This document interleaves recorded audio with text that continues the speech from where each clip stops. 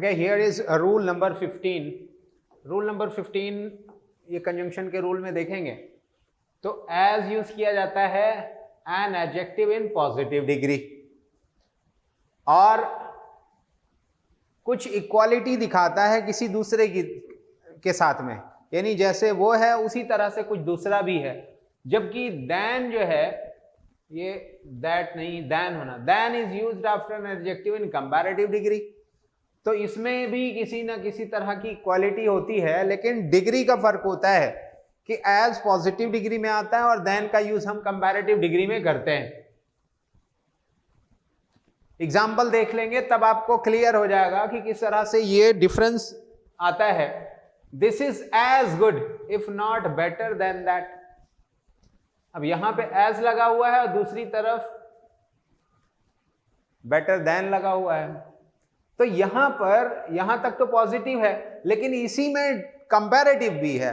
तो ऐसी कंडीशन में हम ये कंफ्यूज्ड ना हो कि यहां पे देन लगा है और ये सही भी है क्योंकि यहां कंपैरेटिव है। तो यहां कंपैरेटिव के लिए तो देन आएगा, लेकिन यहां पे जो पॉजिटिव है वो पॉजिटिव के लिए एज ही आना चाहिए। एग्जाम्पल इसको जो दिया हुआ है इसको करेक्ट करेंगे। This is as good as if not better than that. अब ये दैट कॉमन हो गया दोनों के लिए, पॉजिटिव के लिए कंपैरेटिव के लिए भी। जैसे this is as good as that, ये इतना अच्छा है जितना कि वो दूसरा वाला अच्छा है। अगर ये ज्यादा उससे अच्छा नहीं है तो, यानी ज्यादा अच्छा नहीं है तो उतना जरूर अच्छा है। तो यहां पे दो चीजें यानी पॉजिटिव और कंपैरेटिव दोनों कंपैरिजन, यानी दोनों में इक्वालिटी बताया जा रहा है दोनों डिग्री को यूज करते हुए। दोनों डिग्री एक साथ एक सेंटेंस में यूज हुआ है और इस कंडीशन में पॉजिटिव के लिए एज जहां आना चाहिए वो एज यहां पे लगना चाहिए। अगर ये नहीं लगता है तो यहां पे गलत होता है, क्योंकि आगे कंपैरेटिव के लिए देन लगा हुआ है और कंपैरिजन हो रहा है दैट से।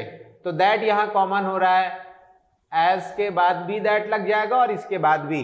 तो इस तरह से आप समझ गए होंगे कि किस तरह से पॉजिटिव में एज और कंपैरेटिव में देन को यूज करते हैं। उसके बाद देखेंगे इक्वली और एज। ये सही कॉरिलेटिव नहीं है, इक्वली के साथ एज कॉरिलेटिव हम नहीं लगाते हैं, क्योंकि एज को यूज किया जाता है कंजंक्शन की तरह से, वो किसी ना किसी तरह से इक्वलिटी बताता है। डिग्री जो है वो बराबर की है, बराबर का स्तर है और इसके साथ में एज आना चाहिए। जैसे कि आप पिछले रूल्स में आपने पिछला रूल जो 15 नंबर का है उसमें देखा है, तो एज को यूज किया जाता है अफर्मेटिव यानी पॉजिटिव क्लॉज में। पॉजिटिव अगर है वो क्लॉज तो उसमें एज को यूज करेंगे, लेकिन अगर निगेटिव है तो उसमें सो को यूज कर लेते हैं। तो पॉजिटिव में एज और निगेटिव में सो, लेकिन इक्वली ये गलत हो जाता है। His pen is equally beautiful as that of mine. उसकी पेन बराबर से सुंदर है जितना कि मेरी वाली सुंदर है। तो यहां पे इक्वली को चेंज कर देंगे, इसको क्या करेंगे as beautiful। तो इसका सही कॉरिलेटिव as होना चाहिए। His success is not equally remarkable as the success of my friend। मेरे दोस्त की कामयाबी के बराबर की कामयाबी उसकी नहीं है, उतना ही अहमियत की नहीं, उतना ही रिमार्केबल और नोटिसेबल नहीं है। तो इसमें ये क्या है, ये निगेटिव है। तो निगेटिव जब है ना, his success is not equally की बजाय यहां पे एज की जगह सो लगाएंगे, क्योंकि यहां पे ये सेंटेंस निगेटिव है। उसके बाद देखेंगे रूल नंबर 17 में कुछ ऐसे वर्ब्स हैं जैसे कि रिगार्ड। इन वर्ब्स को देख लेते हैं। Regard, describe, present, portray, depict, mention, define, treat. इनके बाद एज ही को यूज किया जाता है। अगर एज नहीं लगाएंगे तो ये सेंटेंस में गड़बड़ी कर देते हैं। जैसे ही रिगार्ड्स मी हिज ब्रदर। ही रिगार्ड्स मी, वो मुझे अपना भाई मानता है। तो यहां पे भाई मानता है, तो मानता है तो है नहीं, मानता है तो इसके लिए हम एज लगाएंगे। एज हिज ब्रदर, मुझे अपने भाई की तरह मानता है। तो भाई है नहीं, इसलिए बिना एज के ये सेंटेंस को गलत कर देगा। आप खुद ही सोच के देखें, आपका कोई भाई नहीं है, आप किसी को भाई मानते हैं, तो वहां पे एज ब्रदर हो जाएगा, यानी भाई की तरह मानते हैं। भाई मानना तो मानने से कुछ होता नहीं है। और इसी को शेक्सपियर ने कहा था ना, every like is not the same. जैसे ही इज लाइक मून, तो या शी इज लाइक मून, तो अब यहां लाइक मून कर दिया तो वो मून नहीं बन सकता है, तो इसलिए कहा, उसने कहा कि नहीं, every like is not the same. यहां भी वही है कि कोई भाई की तरह हो सकता है, भाई नहीं हो सकता, क्योंकि ये बायोलॉजिकल जो रिलेशन है, इसमें रियलिटी यही है कि अगर आप एक माँ बाप की औलाद हैं तभी भाई हैं। उसको मना करने से भाई से इनकार भी नहीं कर सकते, और किसी को मान लेने से वो भाई हो भी नहीं सकता। तो इसलिए इसको ध्यान रखना है कि ये वर्ड्स अगर लगेंगे तो वो फॉलो करेंगे एज को, यानी उसके बाद एज आना जरूरी है। जैसे someone has defined genius to be in infinite capacity for taking pains. किसी ने डिफाइन किया है जीनियस को कि ये एक ऐसी चीज होती है जो किसी भी मामले में बेहद, यानी हद से कहीं, इन्फिनिटी का मतलब होता है हद से पार कर जाना, इनफाइनाइट कैपेसिटी होती है, यानी बेहद, कोई जिसका हद ना हो, इतना क्षमता होती है उसमें पेन यानी बर्दाश्त करने की, यानी किसी चीज को करने के लिए जो मुश्किलों का सामना करना पड़ता है, जीनियस में बहुत ज्यादा हिम्मत होती है वो करने की, उसकी कोई लिमिट नहीं है। तो इसको आप यूं कहेंगे, someone has defined genius, genius को डिफाइन किया है किस तरह से, as an infinite capacity for taking pains. आप समझ गए होंगे कि एज को यूज क्यों किया जाता है, क्योंकि बिना उसका सेंस जो है वो क्लियर नहीं होता है, गलत हो जाता है, इसलिए एज को यूज किया जाता है ऐसे वर्ड्स के साथ में।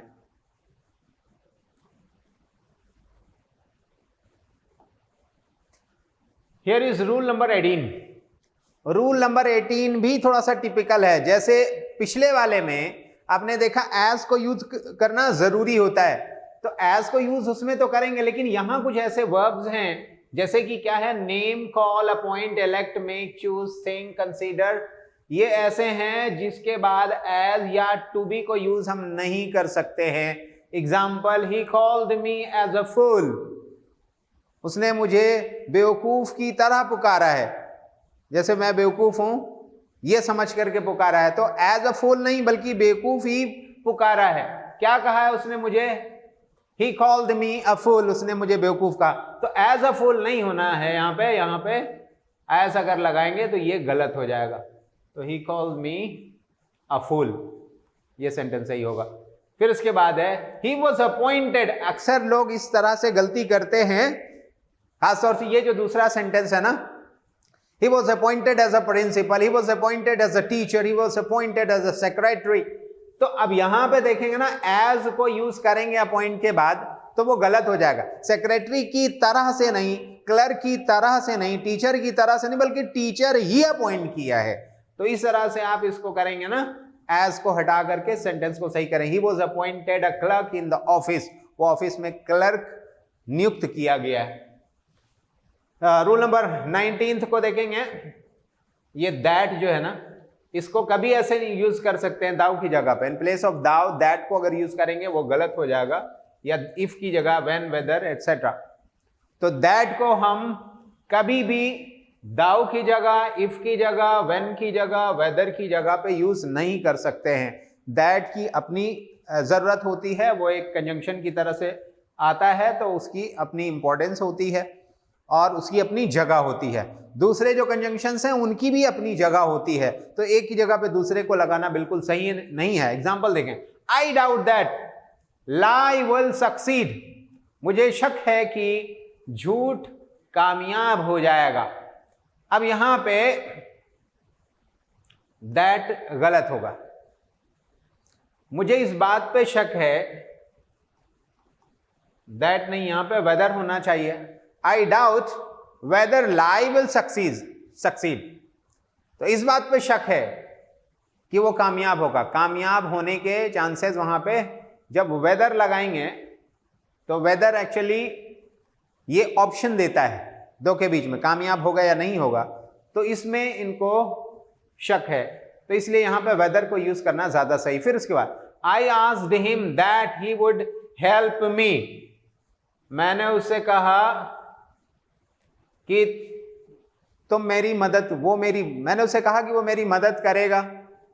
अब यहां पे उसने पूछा है उससे, तो आप जानते हैं कि जब इनडायरेक्ट स्पीच में कोई बात बोली, यहां इनडायरेक्ट में बोली गई है, तो इनडायरेक्ट में इसका कंजंक्शन दैट नहीं हो सकता। आप जब भी सेंटेंस बनाए होंगे, अगर डायरेक्ट इनडायरेक्ट नरेशन में आपने देखा होगा कि जब इंट्रोगेटिव सेंटेंस होता है तो उसका कंजंक्शन दैट कभी नहीं होता, उसका कंजंक्शन इफ या वेदर होता है। तो यहां पे इफ को यूज किया जाएगा। मैंने उससे पूछा कि वो मेरी मदद करेगा या ना करेगा, तो मदद करने के लिए कहा उसने, किसी से मदद करने के लिए कहा, तो यहां इफ होगा। मदद करेगा कि नहीं करेगा, उसने कहा उसे, क्या तुम मेरी मदद करोगे? अब उसका जवाब जो होगा वो बाद में देखा है, लेकिन अभी के लिए यह है कि इसमें यहां पे दैट नहीं होना चाहिए, इफ होना चाहिए, जो सही इसका कंजंक्शन है। Okay, now here is the next one. ये वर्ब्स हैं फियर एंड होप, और इसी तरह के इसके बराबर के कुछ और भी ऐसे फैक्ट्स होते हैं जो some facts for their object, while the verb doubt representing a phase of mind distinct from both has some alternative for its object. तो ये बता रहे थे रूल नंबर 20 में कि फियर और होप ऐसे वर्ब्स हैं जो उनके ही बराबर के कुछ ऑब्जेक्ट्स रखते हैं, यानी इनके कुछ ऑब्जेक्ट्स ऐसे ही आएंगे। और लेकिन अगर डाउट की बात करें तो ये एक स्टेट ऑफ माइंड है जो कहते हैं कि उसमें क्या होता है कि अल्टरनेटिव, अगर शक हो गया तो शक जो है वो ऐसी चीज होती है कि उसमें कुछ अल्टरनेटिव, जैसे कि मुझे शक है कि ये कामयाब होगा या ना होगा, मुझे शक है कि वो जीत पाएगा या हार जाएगा। तो यहां पे जब डाउट हो जाता है ना, तो उसका एक अपना अल्टरनेटिव होता है, तो उसका ऑब्जेक्ट कोई ऑप्शन जरूर रखता है, अल्टरनेटिव उसके साथ में जरूर होगा। तो इसलिए इसके साथ में प्रॉपर कंजंक्शन जो होगा दैट होना चाहिए, that is the proper conjunction in that case. और जो यूज किया जाना चाहिए आफ्टर द फॉर्मर, पहले वाले के बाद में, और वेदर बाद वाले के बाद में। दो हैं यानी दो ऑब्जेक्ट होंगे, यानी कि उसका कोई अल्टरनेटिव होगा, और अल्टरनेटिव होगा तो एक के साथ में दैट आएगा, दूसरे के साथ में वेदर आएगा। एग्जाम्पल, आई फियर ही में फेल। अब यहां पे है कि आई फियर, मुझे डर है, किस बात का डर है? कि इस बात का डर है कि वो फेल हो जाएगा, तो फियर के बाद ये हो गया। अब यहां पे होप भी वही है,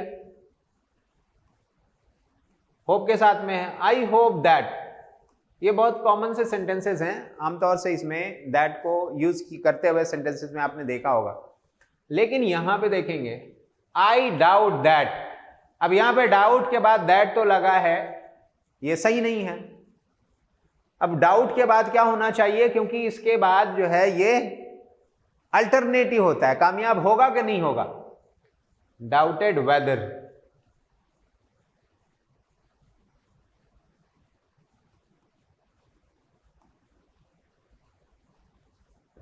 यहां पे तो दैट की जगह पे वेदर लगा देंगे, तब ये सेंटेंस सही बनेगा। I doubt weather he will succeed. तो आपको समझ में आया होगा ना कि इसमें कोई अल्टरनेटिव नहीं है। I fear that he may fail, मुझे इस बात का, उसके फेल होने का डर है। किस बात की आशा है? कामयाब होने की आशा है। इसमें अल्टरनेटिव नहीं बता, लेकिन मुझे शक है किस बात का? जब शक है तो शक में दूसरा भी साइड होता है, यानी दूसरा भी ऑब्जेक्ट होता है। तो इसलिए ये जो है डाउट अगर लगा दिया तो इसमें वेदर को यूज करेंगे, और फियर और होप के साथ में दैट को यूज करेंगे। Next rule number 21, that should never be used before a sentence in the direct narration और after a verb denoting question in direct speech. For example, अब डायरेक्ट स्पीच में आपने देखा ना, तो कभी दैट को यूज करते हुए नहीं देखा। जब उसको इनडायरेक्ट में चेंज करते हैं तो दैट को ऐड करते हैं। रिपोर्टिंग वर्ब और रिपोर्टेड स्पीच के बीच में कंजंक्शन वो अफर्मेटिव सेंटेंसेस में होता है। अफर्मेटिव क्या, असर्टिव सेंटेंस में आप कह सकते हैं, स्टेटमेंट जो होते हैं उसमें दैट को हम यूज करते हैं दोनों के बीच में, रिपोर्टिंग वर्ब और रिपोर्टेड स्पीच के बीच में। लेकिन इस तरह से नहीं यूज करते हैं। डायरेक्ट स्पीच में he said that I will again come to your help, मैं दोबारा आपकी मदद के लिए आऊंगा, तो ये एकदम गलत है, इसको बिल्कुल नहीं होना चाहिए। इसको इनडायरेक्ट में अगर हम करेंगे ही सेड दैट, अब आई जो है वो सब्जेक्ट के पास जाएगा जो ही है, और ही के हिसाब से ये आई ही में बदल जाएगा, विल वुड हो जाएगा। He said that he would again, यहां पे कम जो है वो गो में बदला, again go to his help. अब ये भी यहां पे कोई है नहीं, जब कोई ऑब्जेक्ट नहीं है तो सेकेंड पर्सन ऑब्जेक्ट के हिसाब से थर्ड पर्सन ले लेगा, तो यहां पे दैट को कैंसिल आप करेंगे, दैट को हटा देंगे, तब जाकर के ये सेंटेंस सही होगा जो कि डायरेक्ट नरेशन में है। ओके, ही आस्क्ड दैट, अब ये देखिए ये यहां पे कंजंक्शन लगा हुआ है, इंट्रोगेटिव सेंटेंस है, उसने पूछा हाउ आई वॉज फीलिंग, जैसा मैं महसूस कर रहा था उस बारे में पूछा, तो यहां दैट का कोई काम ही नहीं है, इंट्रोगेटिव था और इनडायरेक्ट में इसको लगाया गया है। यहां पे ये इनडायरेक्ट है एक्चुअली, इनडायरेक्ट में क्वेश्चन है तो ये क्वेश्चन ही कंजंक्शन बन जाता है। ये क्वेश्चन रहा होगा he asked comma inverted commas how are you feeling, ऐसे रहा होगा हाउ आर यू फीलिंग, ये चेंज होकर के he asked how I was feeling. Okay, he asked me that where the temple was, मुझसे उसने मंदिर के बारे में पूछा, जहां वो था, जहां मंदिर था, तो इसके पीछे दैट का कोई काम ही नहीं है, ये कंजंक्शन लगा हुआ है ऑलरेडी, वेयर से सवाल बना था, इसीलिए जब इंट्रोगेटिव इनडायरेक्ट स्पीच में लिखा जाता है तो उसका जो क्वेश्चन वर्ड होता है वही कंजंक्शन बन जाता है, तो यहाँ पे डबल कंजंक्शन का कोई काम ही नहीं है, तो दैट कैंसिल करेंगे, इस तरह हो जाएगा he asked me where the temple was. It is all done. Next one, okay, rule number 22 कहते कुछ ऐसे फ्रेजेस हैं, and that, but that should not be used to introduce a subordinate clause. ऐसे सेंटेंस, ऐसे phrases को हम नहीं use करेंगे सबऑर्डिनेट क्लॉज को इंट्रोड्यूस कराने के लिए, जब तक कि another subordinate clause similarly introduced by that, जब तक कि दूसरा सबऑर्डिनेट क्लॉज इसी तरह से इंट्रोड्यूस दैट से ना कराया गया हो। पहले से अगर एक सबऑर्डिनेट क्लॉज है उसमें दैट लगा हुआ है तब एंड दैट लगा सकते हैं, लेकिन अगर वो नहीं है, ऐसा नहीं है, दैट पहले में नहीं लगा हुआ है, तो एंड दैट को नहीं यूज करेंगे। यानी रिपीटेडली अगर यूज किया जाए दैट को, यानी ऑलरेडी दैट लगा है, उसके बाद एंड दैट या बट दैट, अगर उसी तरह का एक्सप्रेशन है तो एंड दैट, अगर अपोजिट है, कंट्रास्ट है तो बट दैट हो जाएगा। ओके, तो कहते हैं कि repetition of that in the second subordinate clause may not be necessary, तो कहते हैं ये जरूरी नहीं है कि दूसरे में दैट की जरूरत हो ही, कि कोई कंपलसरी नहीं है। एग्जाम्पल यहां पे लिखा हुआ है, एग्जाम्पल देख लेते हैं। तो बात कर रहे थे कि एंड दैट और बट दैट तभी यूज हो सकता है जब पहले के सबऑर्डिनेट क्लॉज में दैट लगा हुआ है, तभी एंड दैट होगा। एंड दैट का मतलब है कि एक क्लॉज जो बोल रहा है उसी तरह से दूसरा क्लॉज और भी बात को बोल रहा है उसके फेवर में, लेकिन जो पहले बोला गया उसके अगर अपोजिट है तो बट दैट हो जाएगा, क्योंकि बट जो है वो कंट्रास्ट स्टेटमेंट बताता है। तो यहां पे आप देखेंगे जरूरी नहीं कि दूसरे में दैट को यूज भी किया जाए। एग्जाम्पल ये है, we believe the happiness of people is not the result of their political institutions. हम विश्वास करते हैं कि लोगों की जो खुशियां हैं, लोगों की जो खुशी है वो इस चीज का नतीजा, इस चीज का फल नहीं है कि पॉलिटिकल इंस्टीट्यूशंस हैं। पॉलिटिकल इंस्टीट्यूशंस की वजह से जरूरी नहीं कि लोगों को खुशियां मिलें, but that their political institutions are the result of their own temper and aspiration. अब यहां पे ये चीज ऐसा नहीं है कि पॉलिटिकल इंस्टीट्यूशन लोगों को खुशियां देती है, बल्कि कि उनका पॉलिटिकल इंस्टीट्यूशंस जो है वो इस चीज का रिजल्ट है कि उनका टेम्पर, खुद का टेम्पर और उनका एस्पिरेशन क्या है, उनकी चाह क्या है। अब यहां पे देखेंगे कि वी बिलीव जो है उसके बाद कोई कंजंक्शन लगा नहीं है। We believe the happiness of people is not the result of the political institution but that. अब यहां बट दैट लगा हुआ है, इसके पहले भी एक फ्रेज आ चुका है, तो यहां पे दैट को लगना मस्ट हो जाता है। वी बिलीव दैट, आगे बट दैट लगा हुआ है, उसके पहले दैट आना मस्ट है एक पार्ट में, क्योंकि यहां तक तो एक पार्ट हो गया, उसके बाद कंजंक्शन नहीं लगेगा तो दूसरा, यहां पे वर्ब दूसरा आ गया, तो इसका मतलब है कि ये दूसरा क्लॉज हो गया। अगर एक फाइनाइट वर्ब के बाद दूसरा फाइनाइट वर्ब आता है तो बीच में कंजंक्शन होना मस्ट है, तो यहां पे दैट आएगा, तभी जाकर के वो सेंटेंस बैलेंस्ड हो पाएगा। Okay, the treaty is said to have received some modifications and that these modifications and that, यहां पे and that को यूज किया गया। मॉडिफिकेशन विल बी क्या, फॉलोड बाय द सीनेट। अब यहां दूसरा पार्ट हो गया है, तो इसको पहले पार्ट को हमें फिर से लिखना पड़ेगा। इट इज सेड दैट, यहां पे इस पार्ट के साथ में अगर दैट नहीं लगाएंगे तो सेंटेंस सही नहीं बना है। ये दूसरा पार्ट यहां से स्टार्ट होता है और आगे जाकर के एंड दैट लगा हुआ है, तो एंड दैट तो यहां लगा है, लेकिन इसके पहले वाले में अगर दैट नहीं लगा है तो वो सेंटेंस सही बनेगा नहीं। इसको यहां पे दैट रखना मस्ट हो जाता है, तो दैट रखेंगे तब जाकर के वो सेंटेंस सही माना जाएगा जो आगे एंड दैट को यूज किया गया है। The treaty said that to have received some modifications. समझौते में जो ट्रीटी जो होता है उसको कहते हैं संधि, या आपस में जो समझौता होता है या जो मामला तय होता है, कंडीशंस और शर्तें होती हैं। दो पक्ष में लड़ाई हुई, एक हारा एक जीता, आपस में एक कुछ शर्त लगा करके उसको छोड़ दिया गया, उससे कुछ हर्जाना लिया गया, तो उसमें सारी जो शर्तें होती हैं वो ट्रीटी कहलाती हैं।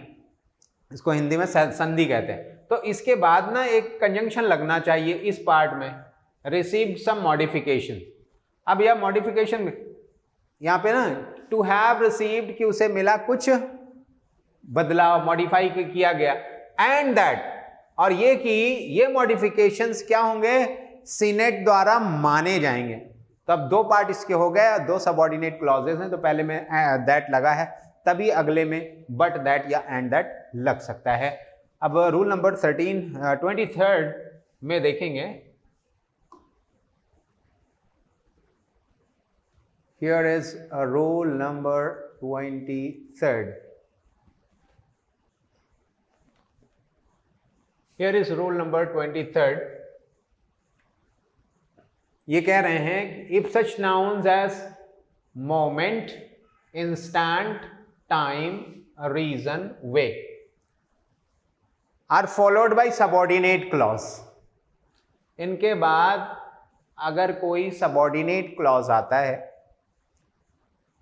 तो इस कंडीशन में ये अच्छा होगा, it is better that they should be accompanied by some conjunction such as that या व्हेन या व्हाई। तो अगर सबऑर्डिनेट क्लॉज आएगा इनके बाद में, क्या है, मोमेंट, इंस्टेंट, टाइम, वे, ये आ गए, इसके बाद कोई सबऑर्डिनेट क्लॉज आएगा, तो वो जो सबऑर्डिनेट क्लॉज आएगा उसमें कोई कंजंक्शन लगा होना जरूरी है। अगर कंजंक्शन नहीं लगा है तो वो सही नहीं है।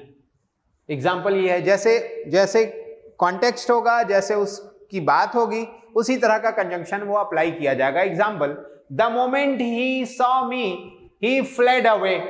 अब यहां पे जिस क्षण उसने देखा मुझे वो भाग गया।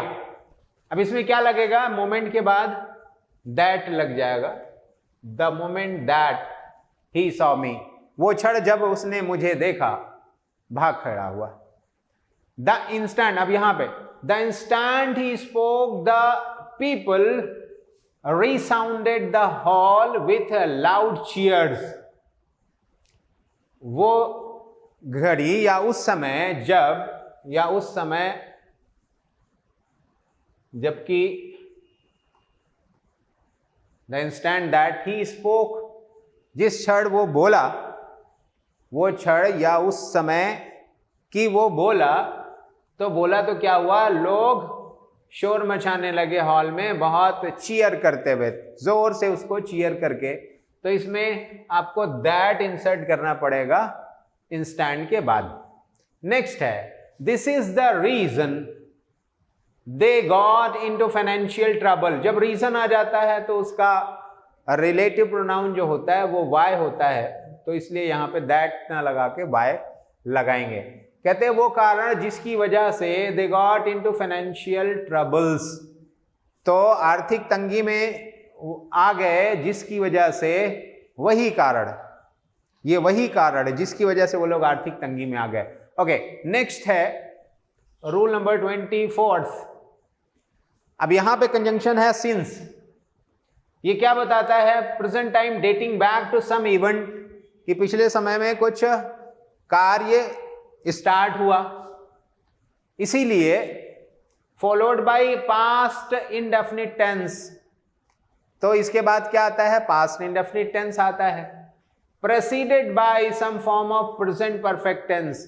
लेकिन इसके पहले प्रेजेंट परफेक्ट टेंस आएगा, बाद में तो पास्ट आएगा, लेकिन पहले क्या आएगा, प्रेजेंट परफेक्ट। ये चीज ध्यान रखना है। बहुत बार सेंटेंसेस ऐसे दिए जाते हैं कि सिंस के पहले, यानी उसमें जो सेंटेंस प्रीसीड करता है, पहले आता है, वो पास्ट में रख देते हैं, वहीं पे गलती होती है। लेकिन यहां पे पहले वाला प्रेजेंट परफेक्ट होगा, बाद वाला प्रेजेंट परफेक्ट कॉन्टिन्यूअस हो सकता है, लेकिन बाद वाला वो सिंपल पास्ट या पास्ट इंडेफिनिट होगा। एग्जाम्पल है, many things have happened since I have left the school. बहुत सारी चीजें हुई जब से मैंने स्कूल छोड़ा है। तब यहां पे ये गलत हो गया, इसमें क्या होना चाहिए, इसमें इसको समझेंगे, रॉन्ग है, क्योंकि क्लॉज जो फॉलो कर रहा है कंजंक्शन सिंस को, यानी सिंस है, इसके बाद जो ये आ रहा है किस में होना चाहिए, पास्ट इंडेफिनिट में होना चाहिए, लेकिन यहां पास्ट परफेक्ट कर दिया, तो इसको हैव को काट देंगे तो क्या हो जाएगा, ये पास्ट इंडेफिनिट हो जाएगा, आई लेफ्ट द स्कूल, तब ये सेंटेंस करेक्ट हो जाएगा। दूसरा है, I didn't see you since. अब यहां सिंस लगा हुआ है, तो इसके पहले क्या होना चाहिए, इसके पहले सिंपल पास्ट यानी पास्ट इंडेफिनिट नहीं हो सकता, इसके पहले प्रेजेंट परफेक्ट होना चाहिए, तब जाकर के ये सही सेंटेंस बनेगा। Since you wrote last, I didn't see you since you wrote last. जब आपने पिछली बार लिखा था तब से हम मिले नहीं हैं, तो यहां पे सिंस लगा हुआ है, तो इसमें होना चाहिए आई हैडंट सी यू। तो इस तरह से इसको हैवंट, सॉरी इसको बोलेंगे हैवंट, आई हैवंट, क्योंकि प्रेजेंट परफेक्ट है तो आई के साथ में हैव को यूज करेंगे। हैवंट सी यू, तो डिड को हटा के हैव लगा देंगे। यहां पे रॉन्ग क्यों है, क्योंकि क्लॉज जो प्रीसीड कर रहा है सिंस को, उसको होना चाहिए प्रेजेंट परफेक्ट। अभी ये हो गया है प्रेजेंट परफेक्ट, तो अब ये सही हो गया है, तो इसलिए डिड नॉट सी को हम चेंज करेंगे हैव नॉट सीन में। हैव नॉट सीन में हमने इसको बदल दिया है, अब ये करेक्ट हो गया। नेक्स्ट है, I have taken this house 4 weeks since. अब यहां पे आप देखेंगे I have taken this house, I have taken this house, एकदम सही है, 4 weeks सिंस, 4 weeks। यहां पे सिंस क्या है, एक एडवर्ब की तरह से यूज किया गया है, तो अब यहां पे जो प्रीसीड किया जाना है ये पास्ट इंडेफिनिट टेंस होना चाहिए।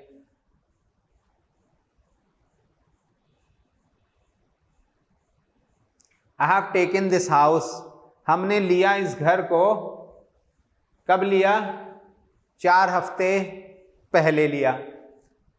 मैंने एक सेंटेंस इससे पहले एडवर्ब को यूज के मामले में बताया था कि एडवर्ब का यूज हम करते हैं तो उसमें बहुत बार ऐसा वो आ जाता है एडवर्ब ऑफ टाइम, जैसे एगो आ गया, तो एगो जब आ गया तो उसके पहले जो सेंटेंस है उसके साथ में वो सिंपल पास्ट में होना चाहिए। तो यही बात है कि ये कंजंक्शन की तरह से नहीं यूज किया गया, इसको यूज किया गया एडवर्ब की तरह से। टेकन सिंस, हैव टेकन गलत होता है, तो यहां पे हो जाएगा आई टुक, ये सिंपल पास्ट होगा, क्योंकि ये सिंस जो है ये एडवर्ब की तरह से आया है। तो 4 हफ्ते पहले जो बात हुई है वो सिंपल पास्ट में होगी, ना कि प्रेजेंट परफेक्ट में। तो बात समझ में आ गई कि सिंपल पास्ट यहां इसलिए होगा क्योंकि ये सिंस कंजंक्शन नहीं है, एडवर्ब की तरह से है, क्योंकि ये 4 हफ्ते पहले, और जो चीज 4 हफ्ते पहले हो गई ये जान लीजिए वो काम जो हो चुका है और 4 हफ्ते हो गए हैं वो सिंपल पास्ट में होगा, प्रेजेंट परफेक्ट बिल्कुल नहीं हो सकता है। ये चीज आपको ध्यान में रखना पड़ेगा। Okay, here is rule number 25th rule number है, व्हेन क्या बताता है, पॉइंट ऑफ टाइम बताता है। तो इसको हम कभी सिंस की जगह पे नहीं लगाएंगे कि वो कॉज या रीजन बताए। एग्जाम्पल जैसे when you don't believe me I must keep silent, when you, अब यहां when का क्या यूज है, when टाइम बताता है ना, when you don't believe me, तो इसमें टाइम कहां है, जब टाइम नहीं है तो when का यूज ही नहीं है, ये गलत है। तो कारण बताने के लिए सिंस का हम यूज करते हैं, क्योंकि since you don't believe me, इसका मतलब ये हुआ क्योंकि आप मुझे यकीन नहीं करते हैं तो हमें शांत रहना चाहिए। अब ये सही हुआ है कि सिंस इसका सही कंजंक्शन है, व्हेन लगा करके गलती कर देते हैं। अगला रूल 26 जो है, वी कैन से लिटिल और नथिंग, लिटिल और एनीथिंग नहीं हो सकता।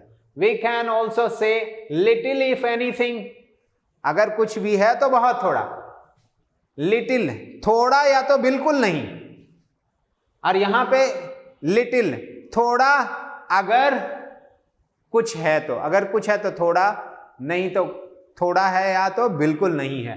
इस तरह से हम इसको यूज कर सकते हैं, लेकिन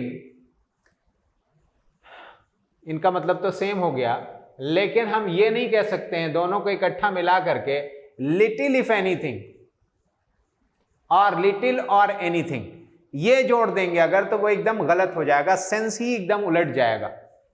लिटिल इफ एनीथिंग, लिटिल और एनीथिंग, ये एकदम गलत हो जाएगा। लिटिल और एनीथिंग, थोड़ा या तो कोई चीज, थोड़ा या तो बिल्कुल नहीं, थोड़ा या तो कोई चीज नहीं, थोड़ा या तो बिल्कुल नहीं, तब ये सही होगा, वरना गलत हो जाएगा। इसको देखेंगे, लिटिल इफ नथिंग सही, इसको याद रखेंगे ये फ्रेज को, little if nothing was done after the meeting was closed.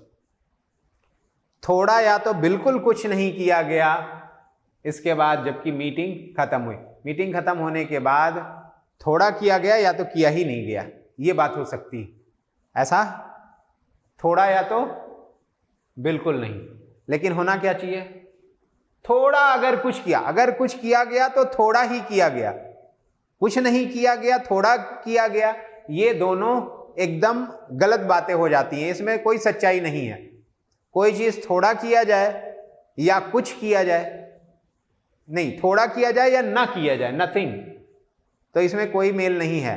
इसमें ये सही होता है कि अगर थोड़ा, अगर कुछ किया गया है, अगर कुछ किया गया है तो वो थोड़ा किया गया है, तो इसलिए यहां पे ये सही होगा। या फिर इसको एनीथिंग के बजाय नथिंग भी आप लगा सकते हैं इस केस में, और लगाएं तो, यानी इफ की जगह पे और अगर लगाएं तो इफ लगा के एनीथिंग नहीं कर सकते। अगर इसको आप लिटिल इफ एनीथिंग करेंगे या लिटिल और नथिंग करेंगे, लिटिल और nothing, little if anything, little और नथिंग, लेकिन लिटिल इफ नथिंग नहीं करेंगे, ये एकदम गलत हो जाएगा। ये फ्रेज याद रखेंगे, आपको एकदम क्लियर रहेगा। Okay, next rule number 27, unless का मतलब होता है अगर नहीं तो, और इसलिए it shouldn't be used in a sentence और clause which is already negative. तो डबल निगेटिव हो जाएगा अगर इसके साथ निगेटिव को यूज कर देंगे। बहुत बार ऐसे सेंटेंसेस में अनलेस के साथ में अच्छा दिखाई नहीं पड़ता, ऐसे लगता है कि ये निगेटिव नहीं है, अनलेस लगा हुआ है। इसको देखेंगे, unless you don't work hard, जब तक तुम कठिन परिश्रम नहीं करते हो, you will fail in the examination. तो क्या हो जाएगा, you will fail in the examination. यहां पे नॉट लगा हुआ है, अनलेस लगा हुआ है, नॉट भी लगा हुआ है, ये भी निगेटिव है, ये भी निगेटिव है, 2 बार निगेटिव आ गया। इसको होना क्या चाहिए, अनलेस यू वर्क हार्ड, इसका मतलब भी निगेटिव है अब, लेकिन डबल नहीं है, अब ये सही है। अनलेस यू वर्क हार्ड, जब तक कठिन परिश्रम आप नहीं करते हो आप एग्जाम में फेल हो जाओगे। अगर आप नॉट लगाना चाहते हैं अनलेस को हटाना पड़ेगा, यानी कि एक आपको निगेटिव हटाना पड़ेगा, तब जाकर के ये सेंटेंस सही होगा। ओके, यहां पे एक कंजंक्शन है लेस्ट, तो इसको एक सबऑर्डिनेट कंजंक्शन की तरह से यूज किया जाता है जब आपको निगेटिव पर्पस बताना हो, और इसमें नॉट को यूज किया जाता है। जैसे एग्जांपल है वॉक स्लोली, ओके, लेस्ट को यूज किया जाता है, ये रूल नंबर 28 में देखेंगे। रूल नंबर 28 में लेस को यूज करते हैं सबऑर्डिनेट कंजंक्शन की तरह से निगेटिव पर्पस बताने के लिए, और इसके साथ में नॉट को हम नहीं यूज कर सकते हैं, नॉट को नहीं यूज कर सकते हैं। जैसे एग्जांपल क्या होगा, एग्जांपल ये है वॉक स्लोली, धीमे चलो, लेस्ट यू शुड फॉल, कहीं ऐसा ना हो गिर जाओ। तो लेस का मतलब जो है कहीं ऐसा ना हो, ये मतलब होता है।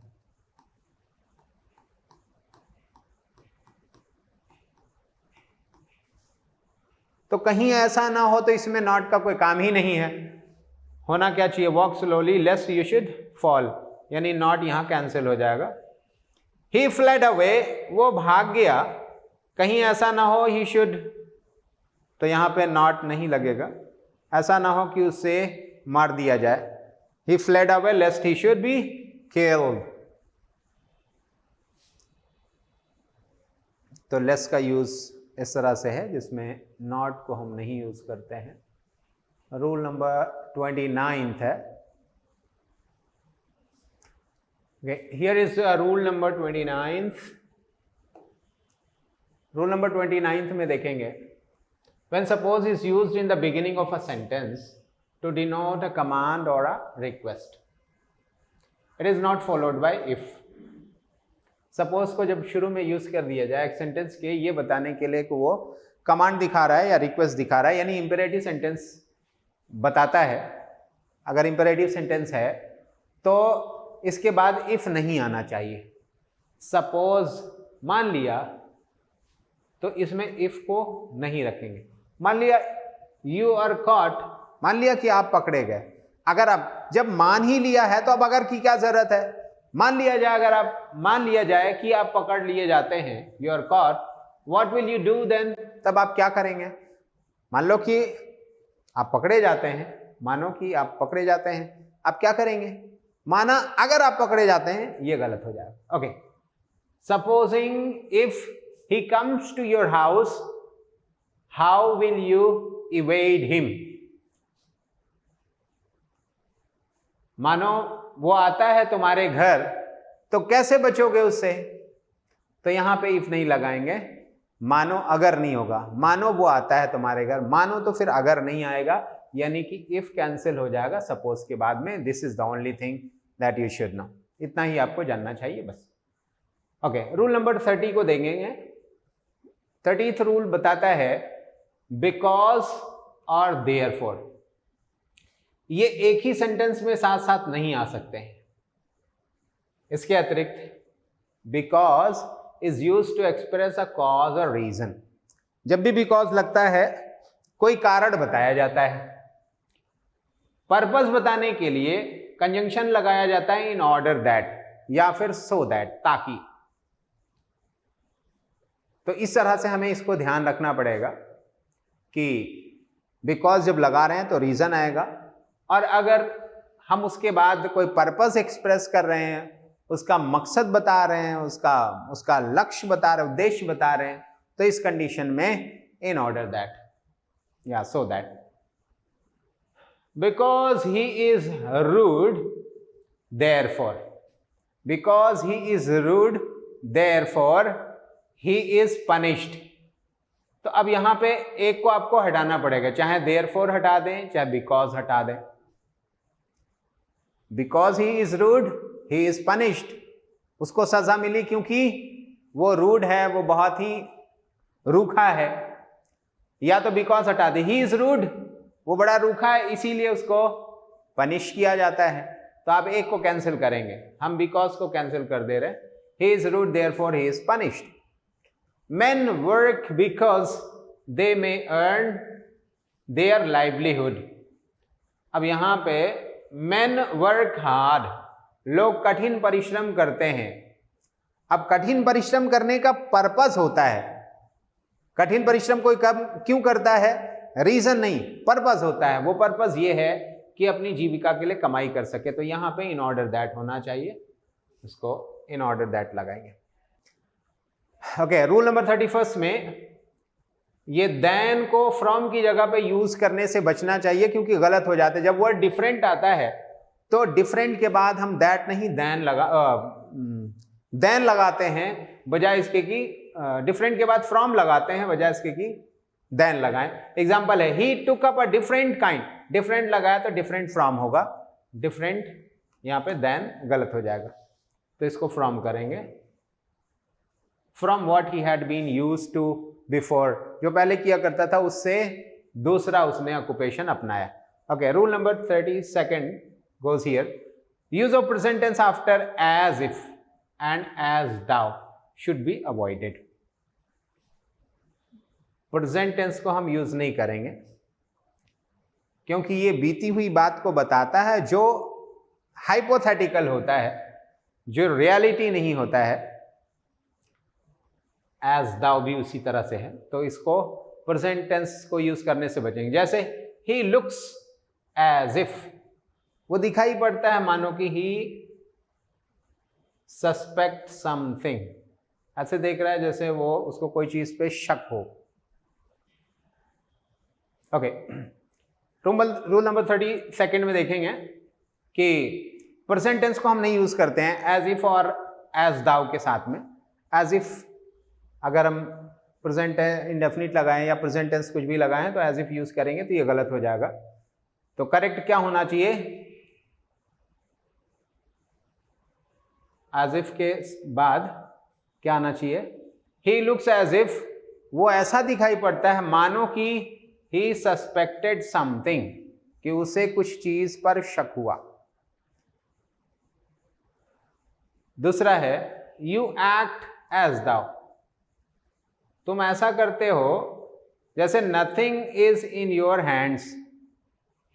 यू एक्ट एज दाउ क्या होना चाहिए? Past on, nothing was in your hands.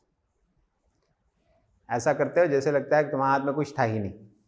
तो ऐसा बनो मत, तुम्हारे हाथ में बहुत कुछ है, ये मतलब हुआ। Okay, here is rule number 32, rule 33, 33वां रूल है यहाँ पे। Conjunction when, while, before, till, after, ये सबऑर्डिनेट सेंटेंसेस में यूज किए जाते हैं। रेफरेंस क्या होना चाहिए? कुछ फ्यूचर इवेंट का, कोई फ्यूचर इवेंट है उसके बाद इसको यूज किया जाएगा एक कंजंक्शन की तरह से सबऑर्डिनेट सेंटेंस में। और लेकिन इनके बाद जो आने वाला वर्ब है वो फ्यूचर टेंस में नहीं होगा। जब चाहे कि verb in principle clause in future, future में है इसका प्रिंसिपल क्लॉज, लेकिन सबऑर्डिनेट क्लॉज का जो टेंस होगा वो फ्यूचर में नहीं होगा बल्कि सिंपल प्रेजेंट में होगा। एग्जाम्पल देखें, यहाँ व्हेन लगा हुआ है तो व्हेन का जो साइड होगा उधर सिंपल प्रेजेंट होना चाहिए, ये होना चाहिए, यानी विल शैल नहीं लगेगा। जबकि दूसरा साइड जो है वो प्रिंसिपल क्लॉज वो फ्यूचर में है। I will give her your message, मैं उसे तुम्हारा मैसेज दे दूंगा। व्हेन आई शैल सी हर, जब मैं उससे मिलूंगा। तो जब मैं उससे मिलूंगा यहाँ पे फ्यूचर आप नहीं लगा सकते हैं, इसको सिंपल प्रेजेंट में ही रखेंगे, भले उसका प्रिंसिपल क्लॉज सिंपल फ्यूचर में है। दूसरा सेंटेंस देखेंगे, बिफोर यू विल कम, अब यहाँ बिफोर लगा है एक कंजंक्शन की तरह से, तो अब इसको देखेंगे यहाँ पे ये फ्यूचर नहीं हो सकता है, ये गलत होगा।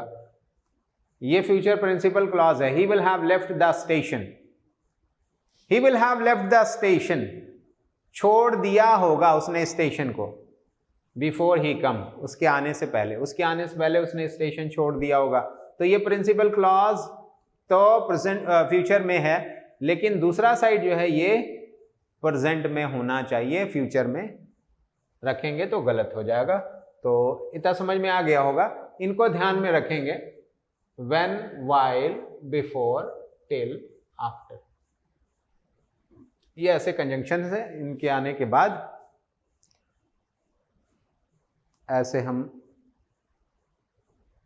सेंटेंसेस को नहीं रखेंगे जिसमें दोनों साइड फ्यूचर हो।